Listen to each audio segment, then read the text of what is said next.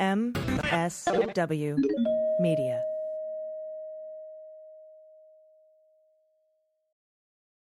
Welcome to Teacher Quit Talk. I'm Miss Redacted. And I'm Mrs. Frazzled. Every week we explore the teacher exodus to find out what, if anything, could get these educators back in the classroom. We've all had our moments where we thought, what the hell am I doing here? From burnout to bureaucracy to soul-sucking stressors and creative dead ends. From recognizing when it was time to go to navigating feelings of guilt and regret afterwards, we're here to cut out the gaslighting and get real about what it means to leave teaching. We've got insights from former teachers from all over the country who have seen it all. So get ready to be disturbed. Join us on Teacher Quit Talk to laugh through the pain of the U.S. education system. We'll see you there.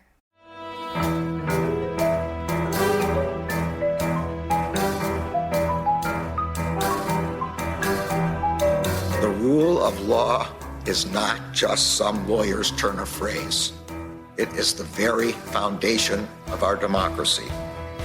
The essence of the rule of law is that like cases are treated alike. That there not be one rule for Democrats and another for Republicans, one rule for the powerful, another for the powerless, one rule for the rich and another for the poor, or different rules depending upon one's race or ethnicity. To serve as Attorney General at this critical time is a calling I am honored and eager to answer. So yeah, now it's clean up on aisle 45 time. And for a long while yet, it is going to be clean up on aisle 45. Hello, everyone. It is time for episode 20 of Clean Up on Aisle 45. I am one of your hosts, Allison Gill. You know me as AG. And I'm Andrew, and it is Wednesday, June 2nd, 2021, when you are listening to this. But we actually recorded on Memorial Day, so we have some Memorial Day specific stories for you. Yes, and I hope everyone had a safe holiday weekend.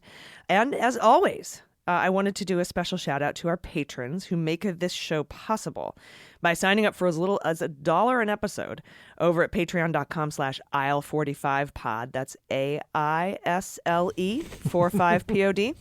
Shout out this week to our new patrons. Let's see, Nathan Panuco. Or is it Natan? No, it is Nathan. That's a typo. It is Nathan. That's a typo. That Davi Natan, is correct, though. Davi Neelis, Gerald Moore, David D., Michael Talley, and Tommy.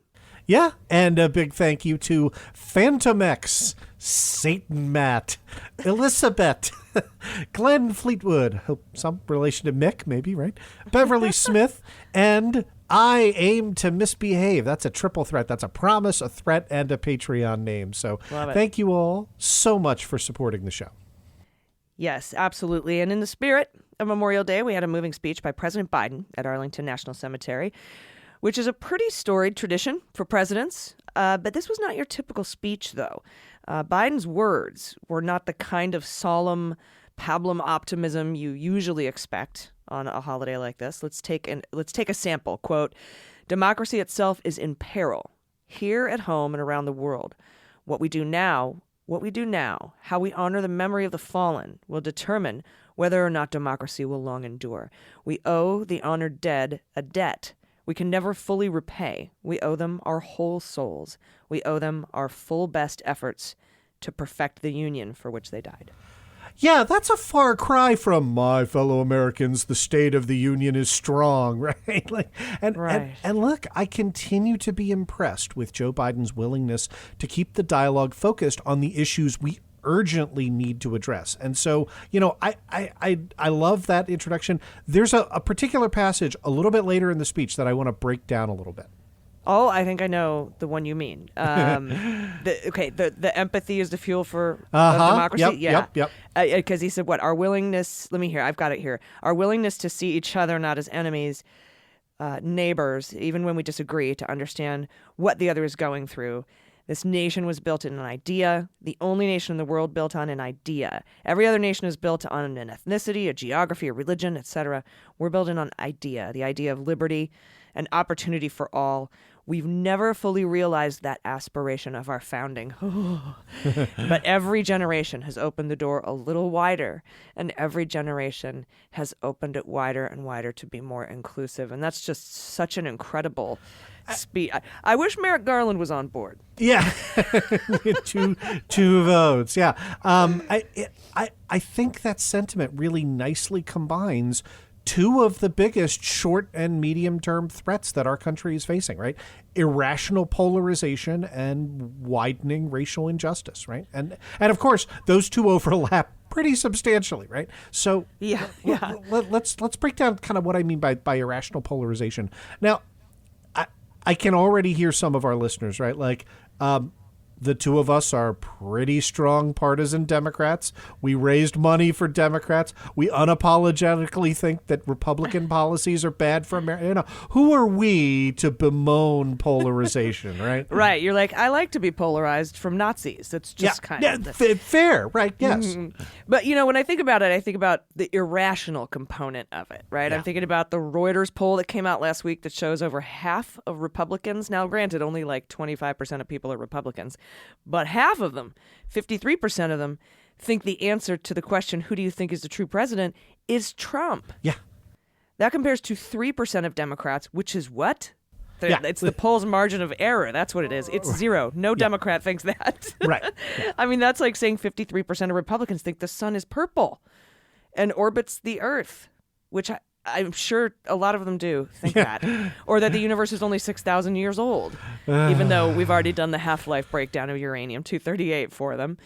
But I don't see how you can compromise or work with people with whom you don't have a common basis in facts, you know, just science. Yeah, I think that's right. And I got to tell you, I don't know what to do about it, right? So I've been following the work of a Georgia State University professor. Her name is Jennifer McCoy, and she is, as far as I can tell, the biggest researcher out there publishing peer-reviewed literature on partisan polarization. She's been doing it even before Trump, although obviously her work has taken on a new urgency in the past few years. So this is from two separate, published journals, academic research, peer-reviewed literature. This first one was in the American Behavioral Scientist in 2018. And she says, people increasingly perceive politics in terms of us versus them. When people become increasingly polarized, they become less willing and less able, because of the declining links of social and political communication, collective actions, trust, cooperation, to reach out to others and seek their collaboration. Thus, the perception that democracy is not working is likely to grow. And citizens began to feel less satisfied with democracy as an institution and more willing to accept violations of democratic norms and support political ideologies skeptical of democracy. We really see that. This is what she wrote in 2016, and tell me if this is eerily prescient, right? At the extreme, each camp comes to perceive the other in such negative terms that a normal political adversary is transformed into an enemy posing an existential threat to be vanquished. Categorization extends to all aspects of life, not just the political, and peaceful coexistence is no longer perceived as possible. Communication breaks down, gridlock freezes government, and the resulting conflict may end in either gridlock with instability, with alternating governments failing to achieve governability, or increasing authoritarian behavior by the incumbent to stay in power. Yeah, that was researched in 2015, published in July of 2016. Rather frightening. It's excruciatingly prescient. Yeah. I mean, I never thought we would have to defend things like elections in public discourse, but, you know, here we are. And free speech, you know. And I do worry about our side as well. I mean, not that this is one of those phony both sides to it things. No, F that. I'm not going there. But, you know, I increasingly find our allies, and, you know, I sort of, you know, throwing up their hands and saying, I don't know how to reach people who don't listen to facts. And that's also a really dangerous thing in democracy. I get why that opens the door for people to be open to non-democratic ideologies. And of course, this isn't a blame thing I'm saying here. But, there is kind of and then we also have our dooms, our doom lords, right. who are like, nothing's ever going to happen. Everything sucks. Both sides are the same. Meh. Yeah. And we are, we don't need to say that that's not us, right? Like this, I frequently bemoan, right, the group of folks who believe that Hillary Clinton rapes and murders babies in the basement of a pizza parlor that doesn't have a basement, right? Like I don't know what to do. I don't know the it's so solution. histrionic, right? Yeah. It's so histrionic because now it's like, oh, well, Merrick Garland blocked the memo. Yeah. They're not going to, go after obstruction of justice. They're not going to go after the Manafort conspiracy with Kalimnik. Are you catching on yet? Are you waking up? And it's like, oh, God, it's not all either everyone's your fucking enemy or everything's amazing. Yeah. And I have complaints. I have very big complaints about what Merrick Garland is doing, and I'm happy to voice them. But in no way does it equate to a Bill Barr situation or what we had over the past 4 years. That's the dangerous part, right? Yeah, and what I like about Biden's speech, right, and what I want to emphasize is, I think it is important to talk about this in the context of these are people, and we should be open to listening to them, right? Not listen to them in the context of like, oh, it's important for Susan Collins to cut COVID relief in half, right? Like, let's not lose sight of the fact that when it comes to accomplishing objectives, I think the administration has been uncompromising. But I think that, go ahead. I probably overstated that. Go ahead. No. It's just, we have a lot of Biden agenda left for the president to try to push this summer. We got $6 trillion budget, a couple of $3 trillion infrastructure packages, jobs plans, family plans. We've got a lot. The PRO Act, HR1, justice and policing, voting rights, John Lewis voting rights. So much left to do. And Republicans in the Senate maneuvered a procedural vote to block the commission into the insurrection, which they wrote. Yeah. Okay. No one seems to be saying that. It's like, oh, they blocked the Democrats' bill. No, the Republicans wrote that fucking thing. And then they voted against it. It was like Obamacare. It was just all over again. And of course, Manchin is shocked. Okay. Yeah, okay. right. Your performative shock is hilarious, Joe Manchin. Yeah. But, that tells you there's not a lot of common ground here from which to work. I still think at the end of the day, it's about building a public case for eliminating the filibuster and getting to work. I said that today in the what's going to be Tuesday's episode, which is yesterday, if you're listening to this on Wednesday, because time travel is fun. I'm sorry. That was a Spaceballs moment, right? Like we're watching the video, like, now, we've gotten to now. Oh. But, I talk about that and how, look, we just have to stop even bothering. And we knew this. There was no surprise. That's why we did budget reconciliation for the first COVID relief plan. Yep. And so, look, you talked about the agenda. I hope, I've no idea whether this will be a focus. Judging on the speech, it looked like this was not line item number one. To me, if I were Joe Biden, I would want the For the People Act, HR1, combined with the John Lewis Voting Rights Act, to be at the top of the working list as we move into the summer. Because until we fix those structural problems, until we get rid of gerrymandering and bullshit election dark protection money. efforts, and we're going to be fighting from behind, right? And look, one of the things that's really, really encouraging is the actual facts on the ground from the 2020 election, right? So it had the highest voter turnout of the 21st century. 17 million more people voted than voted in 2016. Almost all of that is due to vote by mail and extended voting periods, right? And that higher turnout was across all minority groups, right? So the white share of the vote dropped from 69% to 67%, which is more in line with the population. Hispanic voters surpassed 10% for the first time in a presidential election. They were 11% of the turnout, right? Our population is diversifying, and the voting population for, the first time began moving in a direction that began to match up with the reality of people on the streets. And that's terrifying to a certain political party. Yeah, actually, there was a bunch of research done on who the insurrectionists are, and it's the population diversifying is the number one fear amongst these middle-aged white professional men in general who were partook in the insurrection, in the trying to overthrow the United States government. And they all came from areas where the population is diversifying. They're blue areas. They're not coming from the red place, the red rural counties. They're coming from like Houston. Texas is one of the, in the blue areas. And that's their number one complaint is the great replacement is what they call it.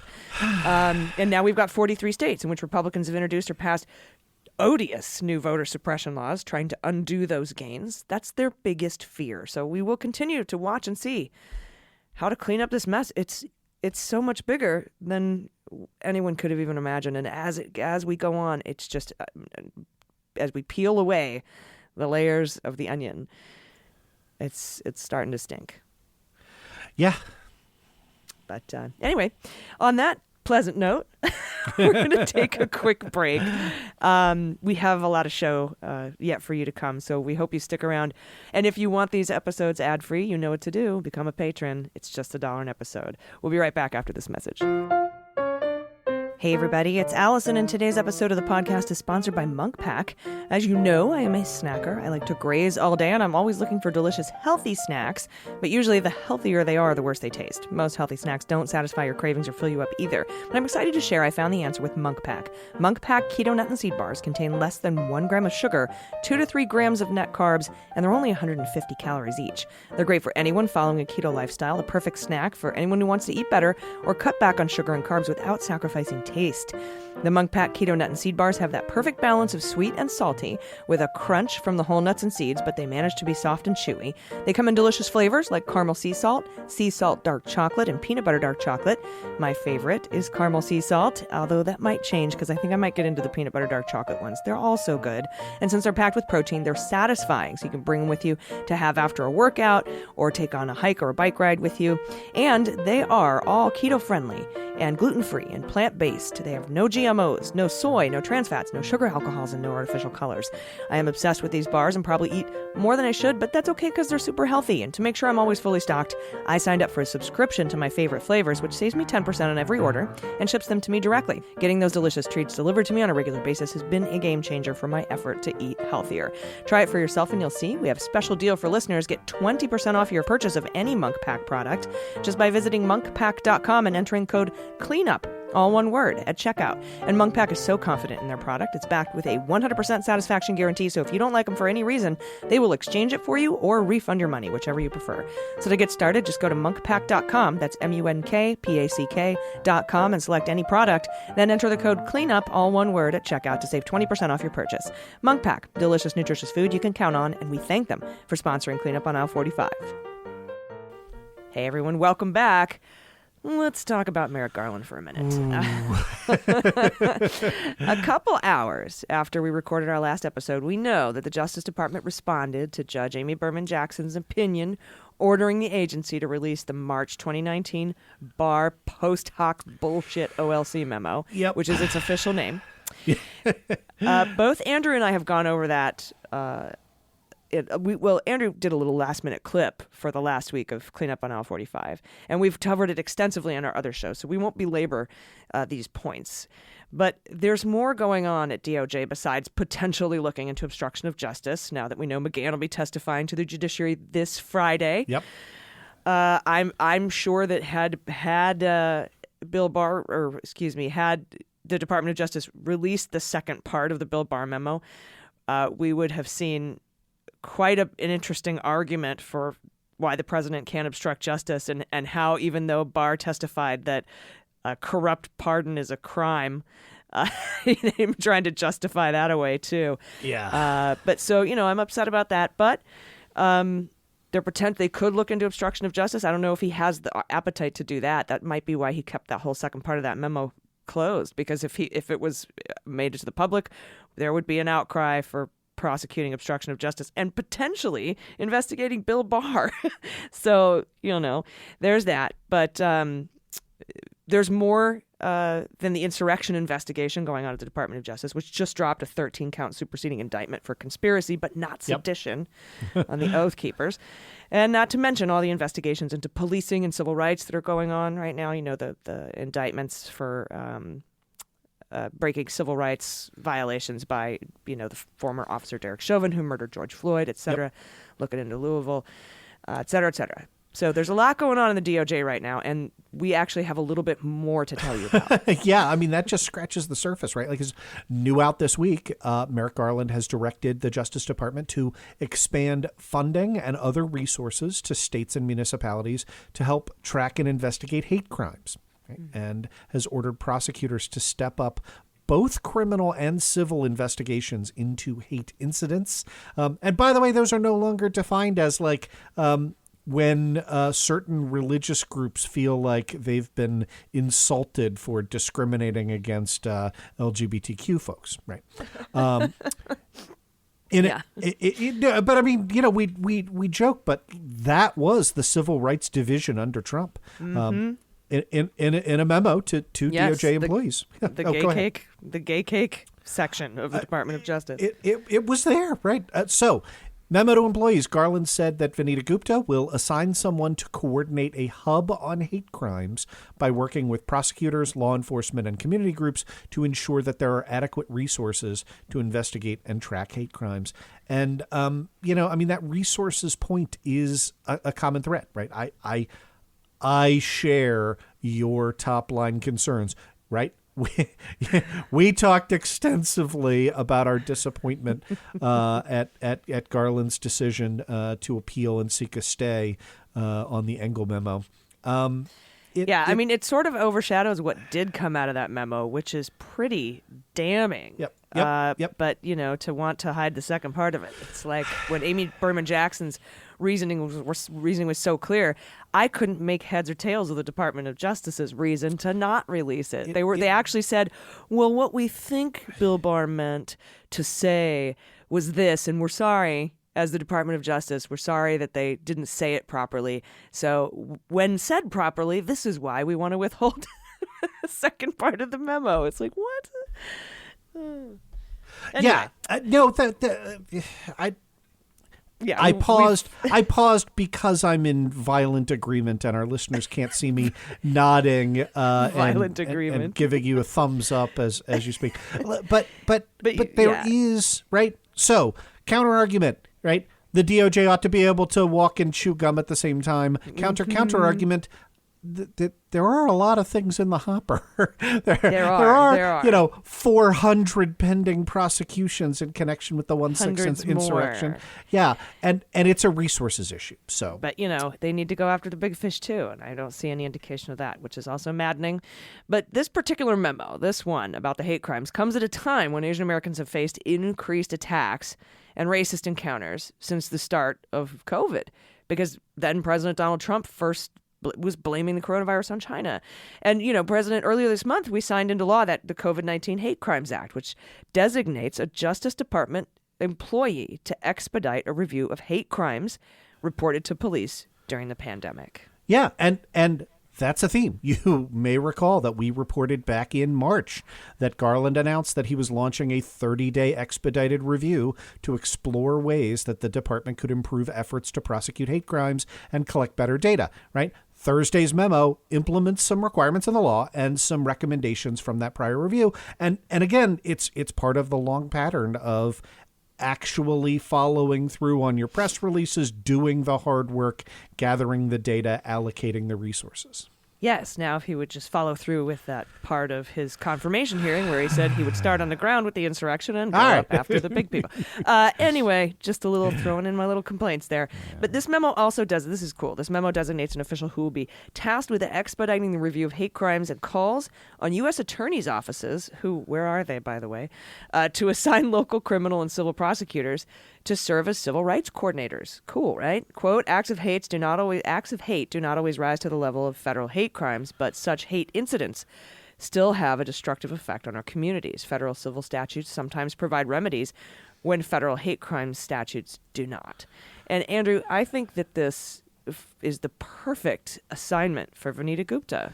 I think that's exactly right. And look, to appoint this person. Yeah, you know? This was clearly the mindset behind Gupta's nomination to be Associate Attorney General, right? The third ranking official at DOJ. Her background is impeccable in this. She has been the Associate Attorney General for Civil Rights. She was a staff attorney at the ACLU back in the early 2000s, right? This is somebody whose life work is dedicated to fighting for equality at it, and this ties together with our first segment, right? Like we talked about the two themes of Biden's Memorial Day speech, right? The first being our democracy is under an existential threat, and the second being, part of the reason we want to improve that is to continue to get our foot in the door and widen that those opportunities to help, kind of live up to our founding promise. I'm a lawyer. Like those words resonate with me. So yeah, and her life's work leads up to this moment, and I just hope that our DOJ takes a little bit of a more of an aggressive stance in these policies. It's just kind of my feeling about it. But no disagreement there. We do have other stuff that's being cleaned up, as it were, since this is cleanup on aisle 45. In the latest reversal of Trump-era policy, Biden administration's EPA is restoring a rule that grants states and Native American tribes authority to block pipelines and other energy projects that can pollute rivers, streams, and other waterways. Did you know they had that authority in the law? So in digging into the APA, I found that. So here's what happened, right? There was a there's a provision in the Clean Water Act that gives states and tribes the power to block federal projects that could harm lakes, streams, rivers, and wetlands, right, within their borders.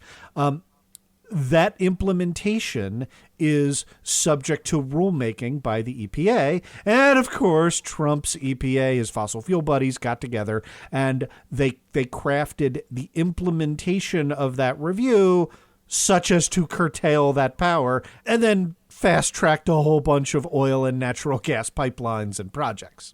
Oh, yeah, of course. In a statement to the AP, the EPA administrator, that's a lot of acronyms, in a statement to the Associated Press, the Environmental Protection Agency administrator, Michael Reagan, said the nation has, quote, serious water challenges to address, adding that he will not hesitate to correct decisions that weakened the authority of states and tribes to protect their waters. Reagan has vowed to work with state, tribal, and local officials to protect clean water while encouraging, quote, sustainable economic development and vibrant communities. Yeah. And here's the nuts and bolts of that provision. Reagan called restoration of the Section 401 provision, that's the one I mentioned previously, an important step to reaffirm the authority of states and tribes to regulate projects that affect water quality within their borders. Under Section 401, a federal agency may not issue a license or permit to conduct any activity that may result in any discharge into navigable waters unless the affected state or tribe certifies that the discharge is in compliance with the Clean Water Act and state law, or if they waive certification. Yeah, and that, very interestingly, I imagine came up in lawsuits. There were so many times that there's just so many times that this has come up, and it just seems like it can't be legal to curtail a provision of a law by policy. Oh, well. Yeah. Well, he's gone. Fuck him. We're fixing it. Yeah. This is why control of the executive branch matters even when the legislature is deadlocked. Gotcha. Well, we do have to take another quick break here. So if everybody will bear with us, you will hear me read a very awesome piece of advertising. And then we'll be back with more show right after this. Stay with us. Hey everybody, it's AG. I've got a big announcement for cereal lovers like me. If you love a good bowl of cereal, but not all the sugars and chemicals and carbs, Magic Spoon is here for you. Today's episode of Cleanup on Aisle 45 is brought to you by Magic Spoon, the super delicious but incredibly healthy cereal that brings joy to your mornings, afternoons, or midnight snacky times. Longtime listeners know my favorite food growing up is always cereal. Sit down in front of Saturday morning cartoons, eat the bowl of cereal, maybe a couple bowls of cereal, drink the delicious milk, but I've had to give it up as an adult because of all the carbs and sugar. But I recently tried Magic Spoon, and it tastes exactly like the cereal from your childhood, but it's super nutritious. Magic Spoon magically has 0 grams of sugar, 13 to 14 grams of protein, 4 net grams of carbs in each serving, and only 140 calories per serving. It is keto-friendly, gluten-free, grain-free, soy-free, low-carb, and GMO-free, and you can build your own box. Available flavors to build your custom bundle are cocoa, fruity, frosted, peanut butter, blueberry, and cinnamon. I love the great new flavors. Combining them is amazing, too. I like to mix cocoa with peanut butter. Tastes like a peanut butter cup. So go to magicspoon.com/cleanup to grab a custom bundle of cereal and try it today. And be sure to use promo code CLEANUP at checkout, all one word, to save $5 off your order. Magic Spoon is so confident in their product, it has a 100% happiness guarantee. So if you don't like it for any reason, they will refund all your money, no questions asked. And remember, get your next delicious bowl of guilt-free cereal at magicspoon.com/cleanup and use code CLEANUP to save $5 off. And thanks to Magic Spoon for sponsoring the show. Everybody, welcome back.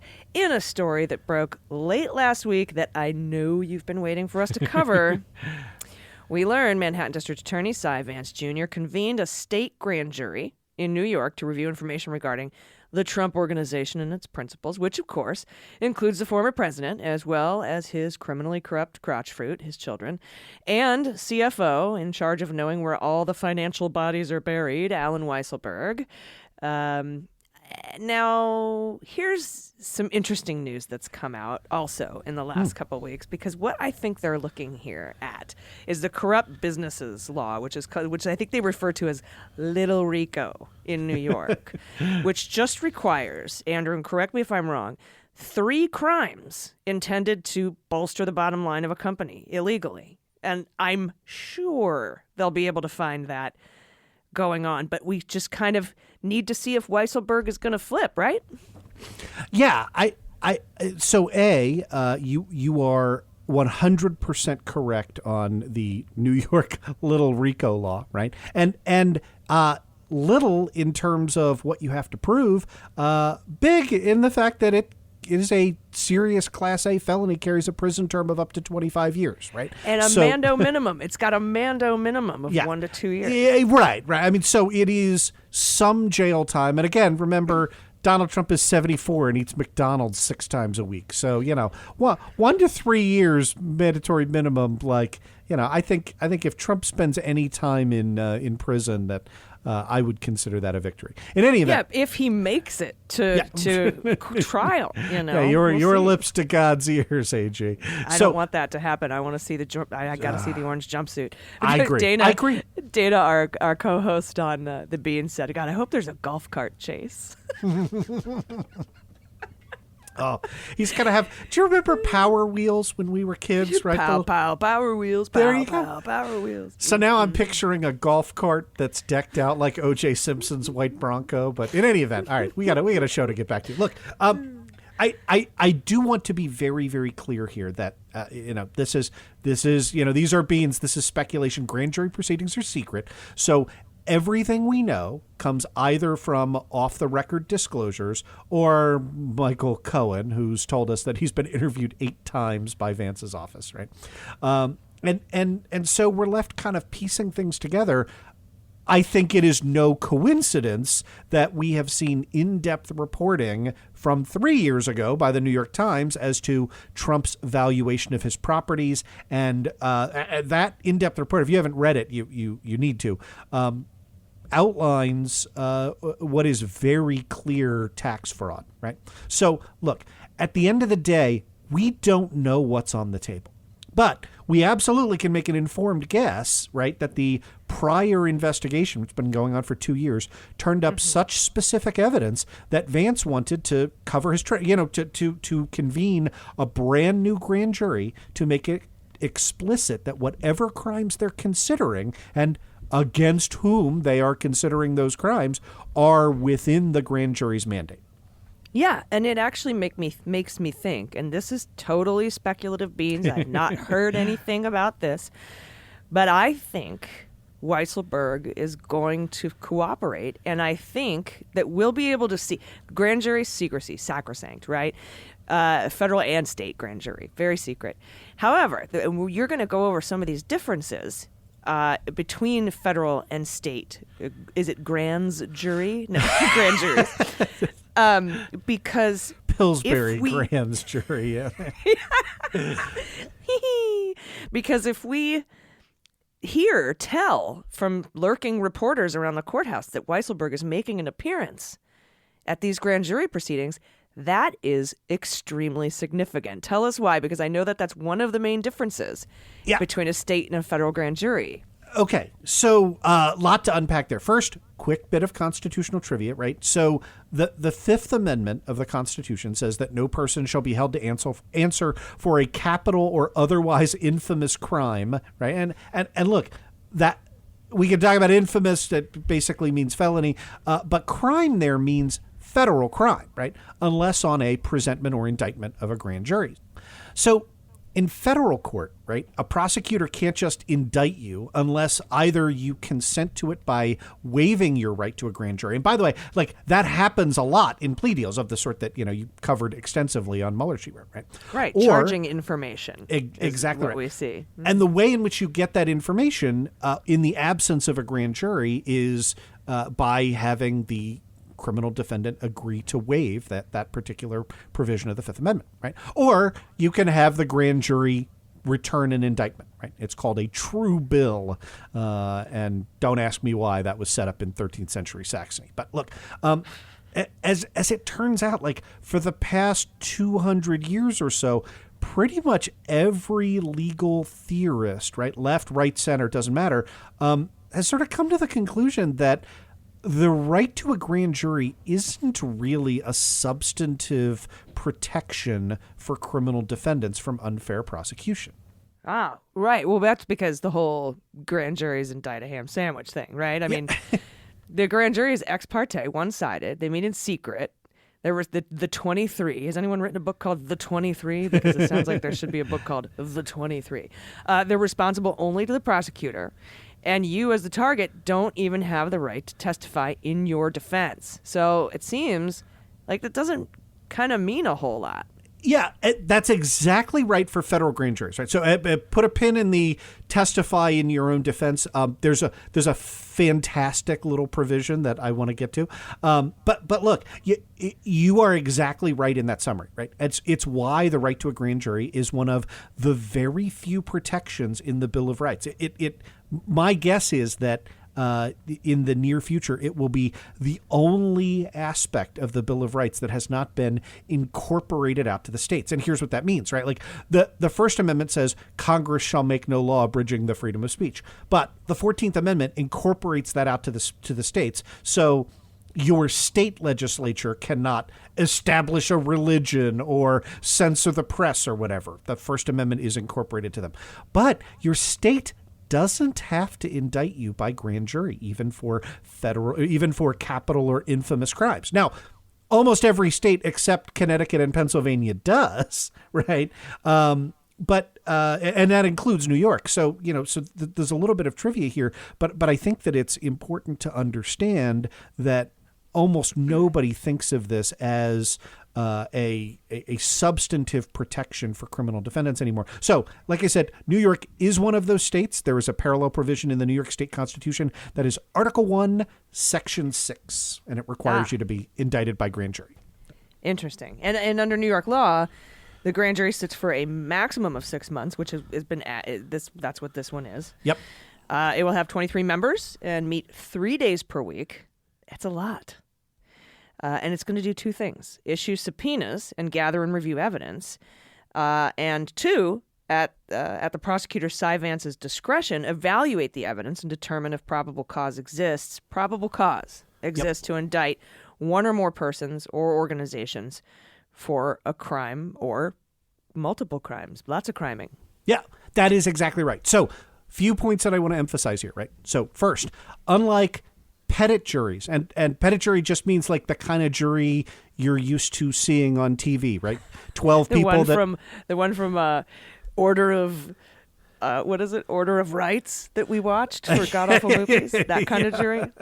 Or Pauly Shore's Jury Duty, or right, any number of these, right? Like, so a petit jury, a regular jury, right, determines guilt or innocence, right?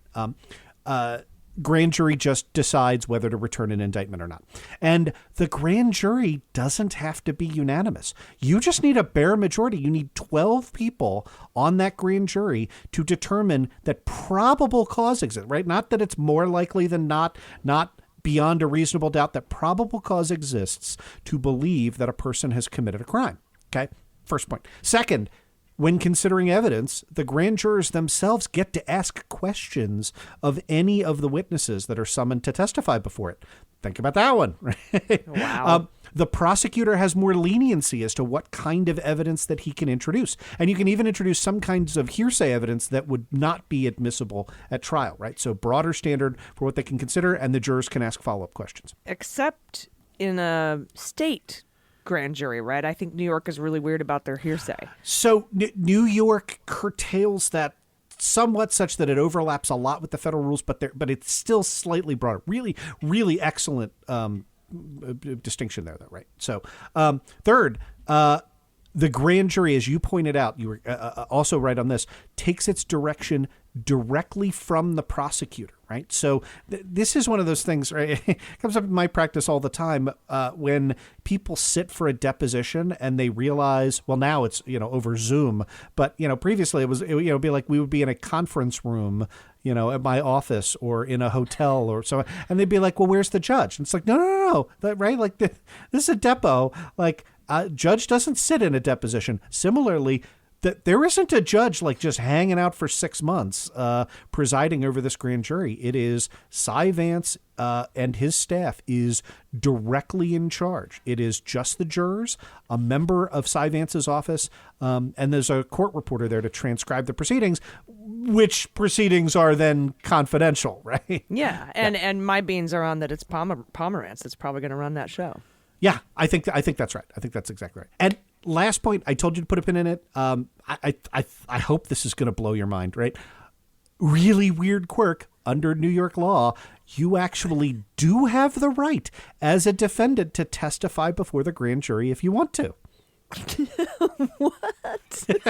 Does that mean we're going to see? Because here's the thing, right? Like, no lawyer would tackle Donald Trump on the way to that.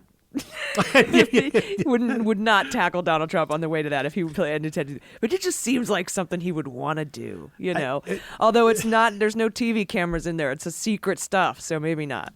Yeah, that would be a no, Mr. Trump, please proceed. But yeah. So there is no chance it will actually happen. I was hoping that I could trip you up with it, because you see, while you have the right to demand to testify before a grand jury in New York, under, this is Criminal Procedure Law 190.45 subsection 1. Sorry, I'm a geek. In order to exercise that right, and I love this, you have to sign a waiver of immunity that stipulates that you waive the privilege of self-incrimination, quote, and any possible or prospective immunity to which you would otherwise become entitled as a result of giving evidence in such proceeding, end of quote. And that is what brings me to that initial point I made about Alan Weisselberg. If those little lurker reporters see him going in and out of there, that means he's cooperating, or unless he's waived his immunity and he wants to go in and talk, which is not going to fucking happen. So that's kind of where I was coming at when we started this conversation about the differences between federal and state grand jury, is, hey, if Weisselberg's going in there a couple times a day, he's cooperating 99% sure. And I think that we will see that. I think we will see that. Yeah, that is exactly right? Because look, Weisselberg does have the right to assert his Fifth Amendment privilege against self-incrimination. If he declines to do so, if he waives it, that it axiomatically tells us that he has some kind of immunity deal. Yeah, and not even Trump is stupid enough to waive. Yeah, I wish. I wish. I can't imagine this provision ever gets invoked because then you, as the witness, have to give up your right against self-incrimination, like you said. But unlike a trial where you've watched the entire proceedings unfold and you have some sense of what the jury has heard, here you don't know what the grand jury knows. You're just walking in blind, going up cold. You don't even know what to rebut. Yeah. That is exactly right. And look, if you guess wrong, the second you leave the grand jury, that's right, the grand jury can go, hey, man, that was kind of weird how Trump insisted he never committed any fraud with any banks in Idaho. Like, we haven't heard specific. Yeah, why haven't we investigated Idaho? And what they do, seriously, is that they would then issue a subpoena to the largest banks in Idaho. And And when they get back the records from those Idaho banks and they contradict Trump's sworn testimony, that is the easiest indictment ever, right? And Trump could then be compelled to testify because he's waived his rights against self-incrimination. So yeah, he will not be doing that. I'm sorry to say. No. And so, grand jury, super secret, sacrosanct. We hear that word all the time when we're talking about the grand jury secrecy. We didn't get grand jury materials from the Watergate administration, the Watergate investigation, until a couple of years ago when we got the Jaworski, roadmap.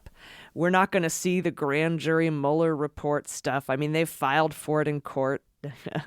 But, I mean, it's hard stuff to get. So how are we going to know what's going on? I mean, I figure at some point we'll get a big, long speaking indictment. But as things are happening, how are we going to know about it? I mean, like I said, maybe there'll be people lurking who will recognize Weisselberg going in and out. But, how other ways are the other ways we're going to learn about this? Yeah. So we know this bit because, quote, people familiar with the development, end of quote, spoke off the record on conditions of anonymity. And look, you can narrow that down to two groups of people, right? Who would then be familiar with this development. Either the people who convened the grand jury, that means people in Cy Vance's office, or the target of said investigation, meaning Trump or his kid. Right? And we know it's not them, right? So look, this leak came from Vance's office, right? We will not hear from the grand jurors. We will not hear from any of the witnesses except Michael Cohen, who can't shut up, right? And so, as we move kind of to the beans section of this, right? That's the endearing thing about Michael Cohen. It's one of the things I like about him. He's a lovable taxi scamp. Yeah, right. Loves the medallion stallion. He's just adorable. But look, so when I think about, the beans portion of this, right? Like what does it mean? I think it is really significant that Cy Vance's people wanted this story to leak, right? I know I've seen the stories. I know the folks on our side who are, critical, who, want to link up Vance and connections to Trump and everything else. I with see the fraud that let Ivanka and Don Jr. off the hook after receiving a donation, etc. I'm familiar with those stories.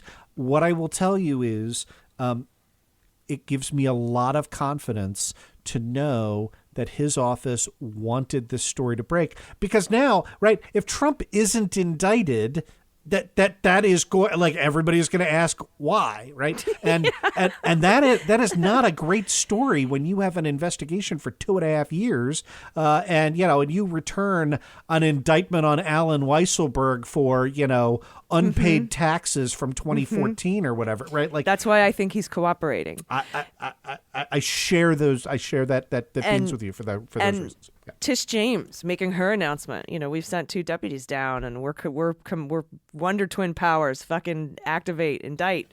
That is joining forces. I want to jump in and I want to tell you. I asked some of my friends who are state prosecutors. Nobody in New York, but to get an opinion on Tish James cooperating with Cy Vance's office. And to a person, I asked 3 people, and to a person, they all said, like, yeah, that never happens. Like, what you typically have are turf wars. And you especially never announce it like that, like, right. Dum da da da, and that's more of another sign that I think that charges are coming, and they will come, and it won't just be Weisselberg, and why I think he's cooperating. And then also, you've got Preet Bharara brought this up. He's like, look, they hired a forensic accounting firm, the same one, by the way, that was that the Mueller investigation used on the Manafort tax fraud. Very successful prosecution there until the pardon happened. And then you've got the hiring of Pomerantz. You've got Vance retiring, decided to not run again. All of these clues, and then the team up, and like you said, very rare, never happens, with the New York Attorney General's office, who's, by the way, had a criminal probe open into Weisselberg since at least January. So they're far along on this thing too, Andrew, and so all these signs, I think, I really want to tell people, I know it's been 4 years, nothing ever happens. He's Teflon Don. He'll slip away from everything. I don't think that's the case here. And there's just so much mounting evidence pointing toward an indictment coming. I think that's right, subject to all the caveats we've said in this segment. But there you go. All right. It's gonna be a fun summer. I've resurrected the podcast Mueller, She Wrote, and we've dusted off the fantasy indictment draft, and he's going to be one of the star quarterbacks. So keep watching, keep listening. We're going to be right back with the comings and goings. We're going to say bye-bye and hello, aloha and aloha to a bunch of people. So we'll be right back after this quick message. Stay with us. Hey everybody, it's AG, and this last segment of Cleanup on Aisle 45 is brought to you by StudyMD. Remember when telehealth was a nice idea, something that seemed convenient but not necessary? That is now a thing of the past. So many of us are avoiding going to doctor's offices right now. And also there's just the convenience factor. And there's a practical and affordable way to control your health and get personalized care from the comfort of your home. In your jammies if you want. It's called SteadyMD Primary Care. It's your personal doctor online. It's telehealth done right. You start by taking a quick quiz to get matched with a licensed primary care physician who understands your lifestyle and your health needs. Next, you have a 1-hour appointment. It's like an intake appointment with your doctor to set up a real relationship. After that, your doctor is available to you anytime by text, phone, or video. And unlike other services, this isn't a random doctor on call. Each SteadyMD doctor has a limited number of patients on their panels, so they have time to listen and give you the personal attention you deserve.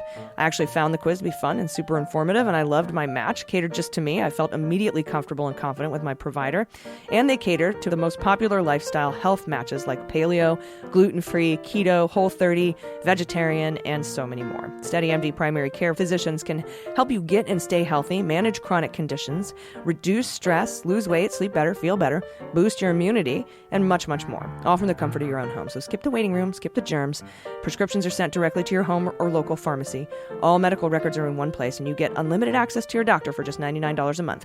No additional visit fees or co-pays. SteadyMD will even help you understand and get the most out of your health insurance, but insurance is not required. SteadyMD Primary Care is now accepting members of all ages in all 50 states, so go to steadymd.com/cleanup to take the free quiz and see which doctor is a perfect fit for you. Steady, SteadyMD.com/cleanup. There's no risk, no long-term commitments to get started. That's steadymd.com/cleanup, and we thank them for sponsoring the show. Welcome back, everybody. I know you're closely following the Postal Board of Governors saga. And as of this week, all three of Biden's nominees have been confirmed by the Senate, giving the Democrats a 5-4 majority on the board. Kinda? Yeah. So, look, let's welcome the three nominees, right? Anton Hajar, former general counsel of the American Postal Workers Union, Ron Stroman, former deputy postmaster general, and Amber McReynolds, who leads the nonprofit National Vote at Home Institute, right? However, caveat, even with the 5-4 majority, one of the Democrats, the chairman of the Board of Governors, Ron Bloom, is actually backing DeJoy's reforms of the post office. Yeah, I'd like to see Bloom go. Yeah. If he won't agree to fire DeJoy. I think DeJoy should be in the jail. Yeah, no question. As we know, DeJoy's been accused of hampering mail service, and rightfully so, including delivery of mail-in ballots, destroying sorting machines. And he did all this to help Trump's failed re-election bid. DeJoy, of course, denies these very clear, obvious fucking allegations. He was also criticized for a steep decline of on-time deliveries around the holiday season. The Postal Service is considered relaxing delivery standards. It's considering relaxing delivery standards for first-class mail. So instead of 1 to 3 days, 1 to 5 days now. But they say that they have 70% of the mail would still be delivered within 3 days. So That's some of the stuff. Yeah, not to mention the enormous personal conflict of interest and economic benefit that Louis DeJoy stands to gain from privatizing the constitutionally protected Postal Service. Yeah, and I want Dems to be aggressive AF on this. Yeah. Absolutely. Look. Yeah, we got to go after him. We got to fire him. Get rid of Bloom. If Bloom won't fire him, he needs to at least be fired. He should be being investigated. I have nothing to add to that. It was crooked from the get-go. The evidence is clear. This is not a hard case to make in public because everybody has suffered through. I had a piece of mail arrive 37 days later. It was delivered from the courthouse, right, to my Towson office. The courthouse is in walking distance from my Towson office, right? Like, you could have stapled this to a tortoise and pointed it at my office, and it would have arrived faster than the mail. Like, I'm not kidding about that. Anyway, in addition to USPS, let's talk about the Federal Commission on Fine Arts, right? This is not a thing I ever thought I would be covering on a. I never even heard of it. It's just a thing. What is the Federal Commission of Fine Arts? So, supposed to be quiet, low-key design advisory group. Somehow the other guy managed to turn that into a controversy. You might recall that Trump signed, I cannot believe I have to say this, an executive order as part of his imaginary culture wars that established classical architecture as the preferred style for new federal buildings. I mean, I was hoping for, neo-brutalist myself, but and brass. It needs a lot of brass. I want it to look like the omelet bar at Mar-a-Lago. A guy that has a gold toilet should not be, giving input on how federal buildings should be designed. The worst fucking taste. It's so tacky. It is exactly Steve Martin in The Jerk, right? Like it is Steve Martin in The Jerk. You want those S-shaped hedges I wanted? Well, I got those too. Yeah.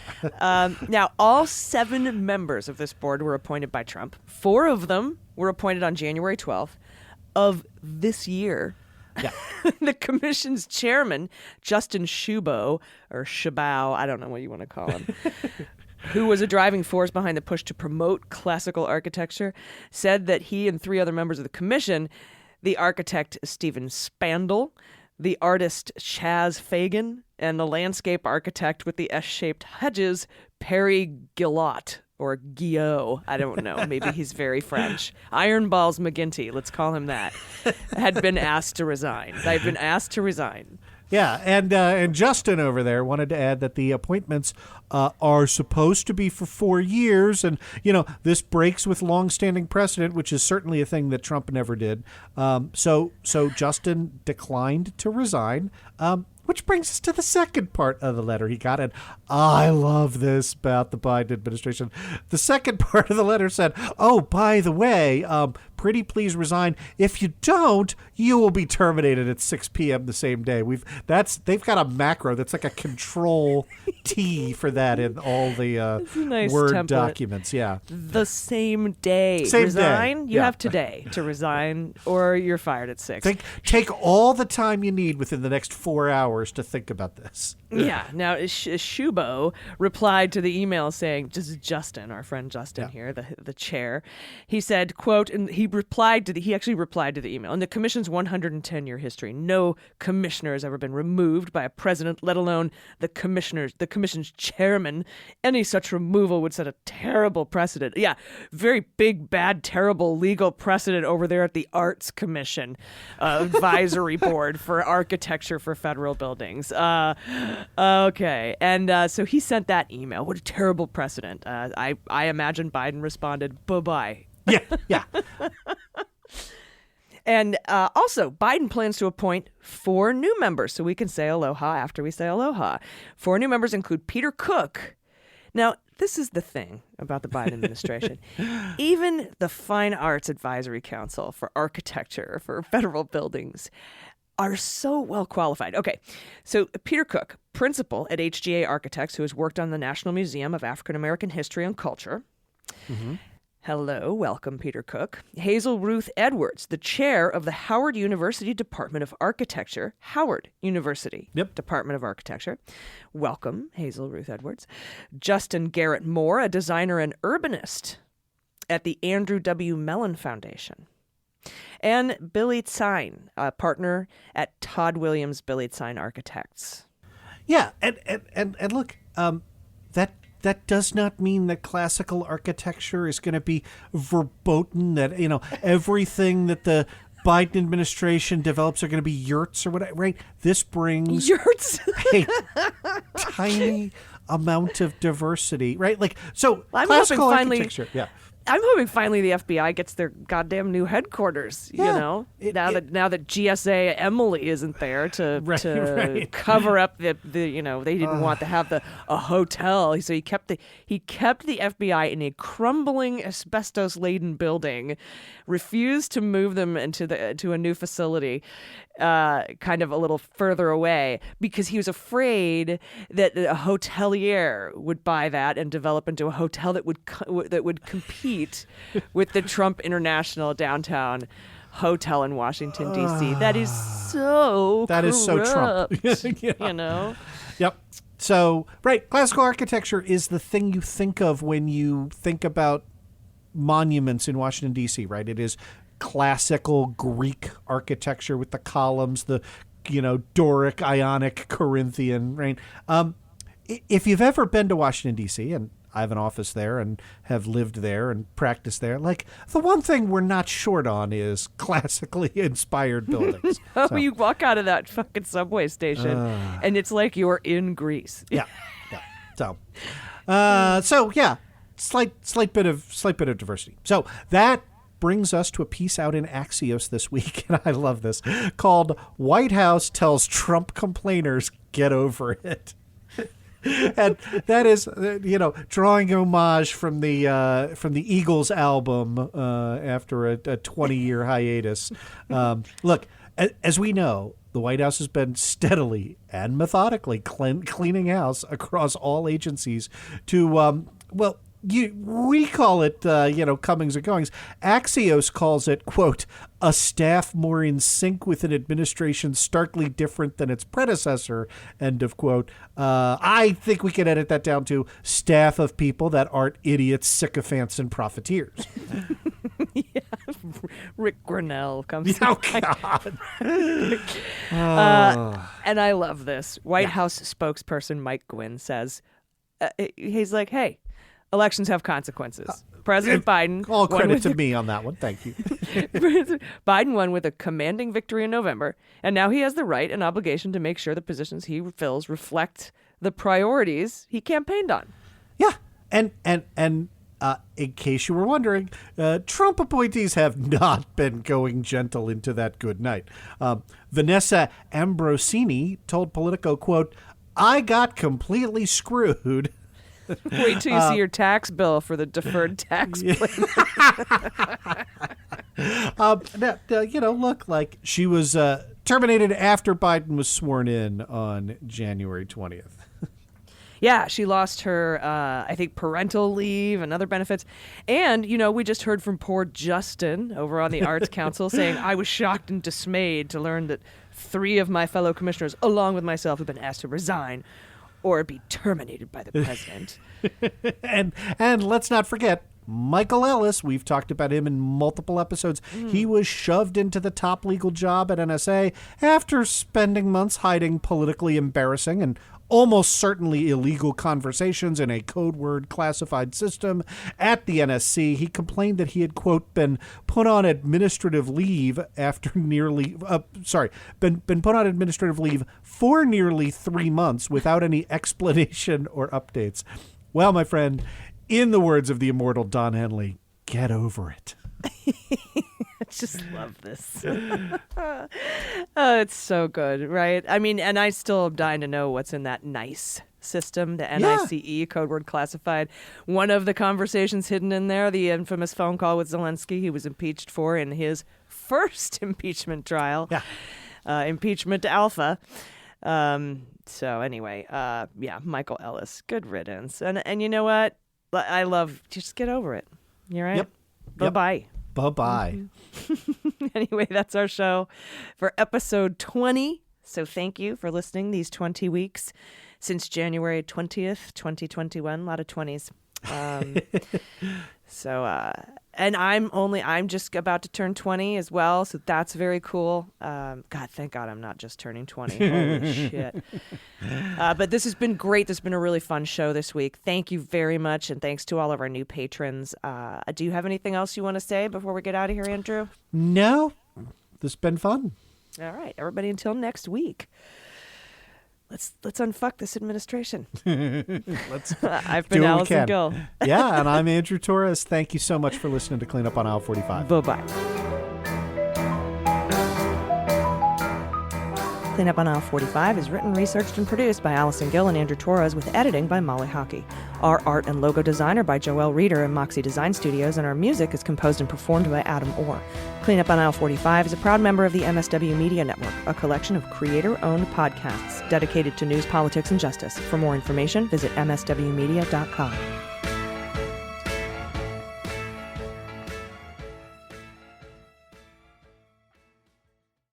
Hi, I'm Harry Littman, host of Talking Feds, a roundtable that brings together prominent figures from government law and journalism for a dynamic discussion of the most important topics of the day. Each Monday, I'm joined by a slate of Feds favorites and new voices to break down the headlines and give the insider's view of what's going on in Washington and beyond. Plus sidebars explaining important legal concepts read by your favorite celebrities. Find Talking Feds wherever you get your podcasts.